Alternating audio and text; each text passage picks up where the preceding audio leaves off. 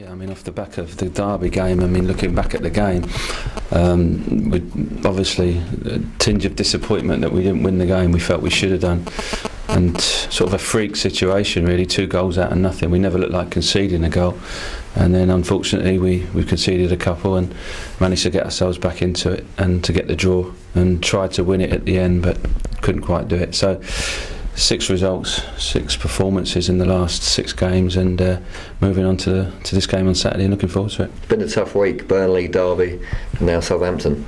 It's been a good week. You know, I don't regard it as tough. You know, when you look at what we do for a living, it's a fantastic opportunity for us on Saturday to play the league leaders. You know, I've seen them play, and I've seen them play on the DVDs that we've seen and watched.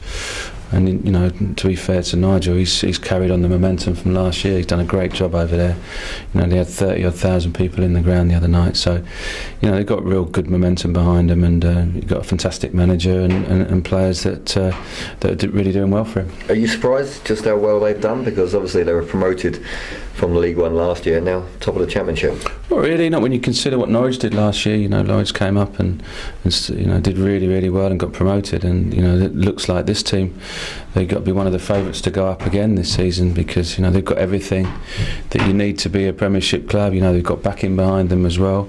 You know, big support base and good staff, good manager and good players. So I'm sure that they will be very close this season. The other 2 sides that were promoted with them, Brighton and Peterborough, are all in the top half of the Championship. You know, the sides come down from the Premier League. I think Birmingham, Blackpool, West Ham are doing okay, but the other 2 are struggling a little bit. Do you think it's a tougher league this year? I think this league's always tough. You know, there's never a year in the Championship where it's not tough. You know, every single game that you play, there's never too much in it. A lot of draws, one goal advantages, especially at this stage of the season, early on in the season. But I think the teams with the momentum, you know, the teams from Division 1 who come up last season, you know, they maintain that momentum, and they especially early on in the season, you know, you get to after Christmas and see where we all are then, and then we go from there. And you know, one player obviously repaying part of the price that you paid for him, Adam Lafondre, 350 grand from Rotherham. You know, he looks a snip. Yeah, he's a real good team man. You know, he works really hard for the team. He's got great awareness. You know, and I don't think that people knew that much about him really. You know, been playing in Division 2, but you know what he does for the team. He did it. He sacrificed himself a little bit against Middlesbrough. You know, when he had to do a little bit of a different kind of role in the game. But no problem to him at all. He's still got a couple of opportunities. You know, he could have scored a hat-trick the other night. Great header in the first half. You know, he got a perfectly good goal against Burnley, which was ruled offside. You know, he got the penalty against BK, which we didn't get. So, you know, he could have 7-8 goals here. But he hits the target, and 2 fantastic finishes the other night, real out of the top draw. So, you know, the fans are taken to him, and he's just a really lively top character. The fans have taken to him, obviously, a home game this weekend. Is it any concern of yours that you've only got 6 points out of 6 home games this season? My concern is Southampton. You know, whatever's gone on in the past as far as results are concerned is a non-issue to me. We concentrate completely on this game. You know, we've won our games away from home, and we've been drawing at home. So the most important thing is we go into this and in the right frame of mind, which we will. It's a game we're really looking forward to. League leaders coming to town, full house at the Medeski. You know, it's just a game that you know, we're going to relish. And one very strange stat, I think he scored 12 goals this season, only one of them. You've been talking to Tim Della. Well, I've got another one for you very shortly, but no, I don't think this is one that we have to dig too deep. It's 1 goal in 12 has been scored in the first half. That was away at Coventry. Can you put your finger on it? Why slow starters? I'm not saying I wouldn't say we're slow starters particularly. I'm just saying we haven't scored a goal in the first start. We scored 1 goal in the first half for whatever reason. But I'm sure that won't continue. But it's not a concern? Well, it'd be nice to score 3 in the first 10 minutes on Saturday, yeah. Is it a concern? It won't keep me awake at night, no.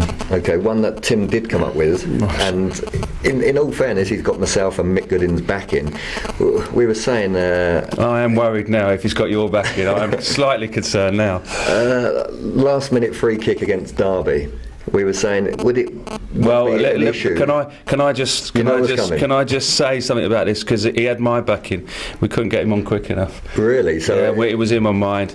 And we're talking about Ian Hart. I'm talking about Ian Hart. Yeah, obviously in my mind I'm thinking to put Ian on, but we couldn't get him on quick enough. But obviously that is something that would be in my mind. So he's got my backing as well. So it was a point well made then, really. Yeah, he's having a good season. Ian Hart. Tim Della. Anyhow, sure.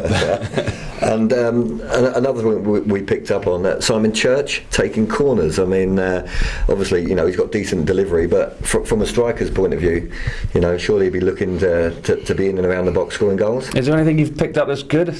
That's good. He's good corners, yeah. No, I think his corners are good. He put corners last season and he took them well. Joby wasn't playing. We needed a right footed in swinger, so Simon took them.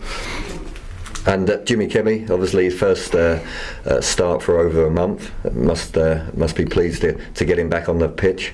Yeah, listen, ideally he wouldn't have started because he hasn't played for a month, but Joby was out.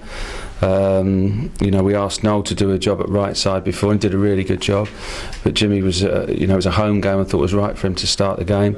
I just felt that in an ideal world he wouldn't have started, he would have come off the bench, so it was a tall order and I thought he did really well. No reaction to his injury? I'll have a look today and tomorrow and we'll go from there. And any news on the contract situation? I believe he's been offered a contract, but at the moment yet to agree. He's not agreed a contract with us as of yet, and that will be something that is ongoing, I'm sure, and if it will be agreed or it won't be. And finally, Brian, the injury situations, J-Tab, Joby McAnuff, give us a full rundown. I think Jay's non-contact training today and Joby we're hopeful will train today. And the J-Tab situation in my day, which is a long time ago now, if you were knocked out unconscious, doctor's orders, I don't think you could play for 10 days or 2 weeks. Is that still a ruling? I think in your day you play the next day. Unofficially. The ruling was, I don't know what the protocol is, but there is obviously protocol. I remember I fractured my cheekbone and was out for 5 days with a fractured cheekbone, so came back automatically about 6 weeks in this day and age. So. Did you wear one of those masks? No, I didn't, no. Real man. No, and finally, you say your wife's away on holiday at the moment? Yeah. A nice mid-season break? Yeah, it's raining every day. Where's she gone? Tenerife. Brian, you mentioned Jimmy there and his contract. If you had any interest from any of the clubs or anything like that with him, do you? No one's rung me. No, because obviously the closer it gets to January, then he's allowed to speak to other clubs. Is that correct? That's right. That must be a worry for yourselves. There's nothing I can do about that. There's no point me worrying about it. It is what it is. I guess that's Nick Hammond's number one priority right now, though, Jimmy Kebby. I'm sure he's got a lot of priorities, and whether that's his number one priority, you'd have to ask him. I think that he's been offered a contract. I think it's a good contract offer, and he doesn't want to sign the numbers on the contract. So it's very straightforward. So can Reading afford to keep him then in that respect? Is it about money or is it about length of contract? Is it? I don't know. You'd have to ask Jimmy what it's about. Because obviously, if you said it's a good deal and he doesn't think it is a good deal, then does that point to coming to money? You'd have to ask Jimmy. Okay, we'll ask Jimmy, but he doesn't ever speak in salt to us. Well, he won't get an answer then. You were talking about Ian Hart as well. Without having him in the team, is it hard to adjust with the set pieces and everything, other people filling in, doing the job there?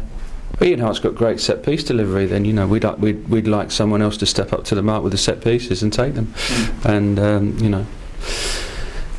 it is what it is, really. Is that something that you practice on in training every day? Yeah, we have to practice because we want to be better on our set pieces. I think with more practice, the better you get.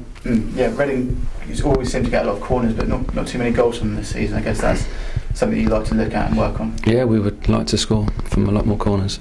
What do you think Southampton's main threats will be on Saturday? Well, I think they're an all-round good side. They've got Lambert who can score. I don't know if Lallana's going to be fit. Connolly's a good player.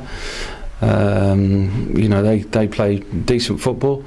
They try to pass the ball, and all over the pitch they've got players that are comfortable on the ball. So I look at them, and then I look at us, and we'll be looking to play on the front foot and play how we play, and that's our biggest concern.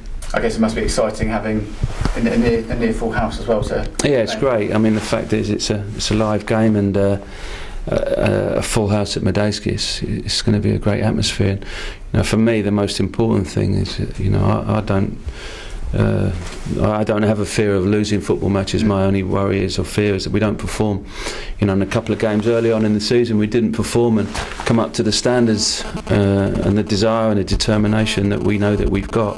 So as long as we've got that desire, determination, and we give everything for the fans, then I'll be fine with that. In a way, could you try and use this game to kick-start your own home form as well, having a big attendance? Well, it's our next game, so all we're trying to do is win the next game. That's the only thing we're trying to do. I'm not worried about the home form. I'm just want to win this one game, because that's all we can affect. We've got this game at 5:20. We can't affect what's gone on in the past. We can't affect the future. We just got to concern ourselves with this one game and do the best we possibly can in this game.